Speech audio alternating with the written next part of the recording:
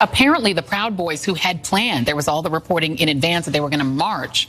They didn't show up, and maybe having their, their president, their leader, indicted on seditious conspiracy sobered the mind, and they said, you know what, maybe not. I got to tell you, both of these are exactly what I expected. After January 6th, a lot of lessons were learned. All the really bad ones are in prison already, and Donald Trump. I mean, I wasn't sure what to expect in Manhattan, but I went down there and I saw it. Because he asked for them. He didn't ask so directly for them to come. Well, he said, "See you in Miami."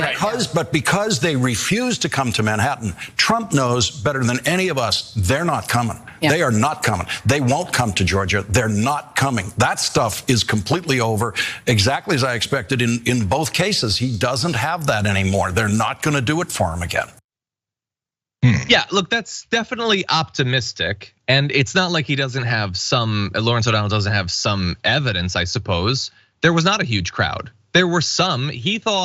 Trump thought, or I should say, sorry, Trump wanted as many to come as possible. Miami police said they were expecting up to 50,000 pro and anti combined protesters.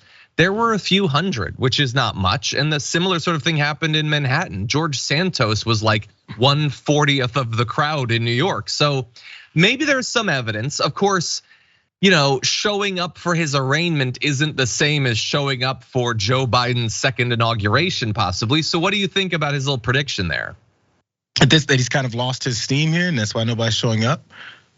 That aspect, Lawrence O'Donnell, yeah. Well, this is the thing, and maybe it's with the steam. They've been talking about this since before, even when the January 6th hearings were happening, and all this stuff was really coming forward about everything he's been a part of and the degree to which he's looking to take down democracy. But when it comes to something like this, I think it's partially the things that Republicans complained about before the midterm elections, which were a disappointment, which was, job, money, daycare, inflation, back to more economic issues, housing, those things that people have to worry about every day. They ain't got time for this. You're gonna travel somewhere to go hang out in front of a courthouse for this guy who's going inside for these potential crimes he's committed, and we're gonna skip taking my kid to school. I'm gonna skip getting lunch. I'm gonna skip trying to figure out how I'm gonna get paid more so I can make rent, because rent just went up again.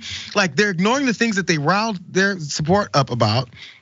And then now they want them to just show up and forget that they ever had any kind of other responsibilities. I think people are starting to figure out that they have to do something else besides kiss Donald Trump's ass. Yeah, it's possible that economically there's incentives not to take part. It's possible that they're just too busy. Like, your average MAGA person is probably standing in front of their fridge, looking in there and being like, "Is my relish woke?" There's a lot to keep track of on a daily basis. Which company's selling rainbow shirts? So I can understand why they wouldn't necessarily have time to show up. That said, I would not let my guard down if I were law enforcement on future events. We don't know for sure that his ability to do that is gone. I like the idea of it. I'm not necessarily convinced. Yeah, it doesn't take 50,000 people for something really bad to happen. It takes a couple hundred. Exactly. Yeah, it could be one person, breaking into a lawmaker's house with a hammer. We already know that.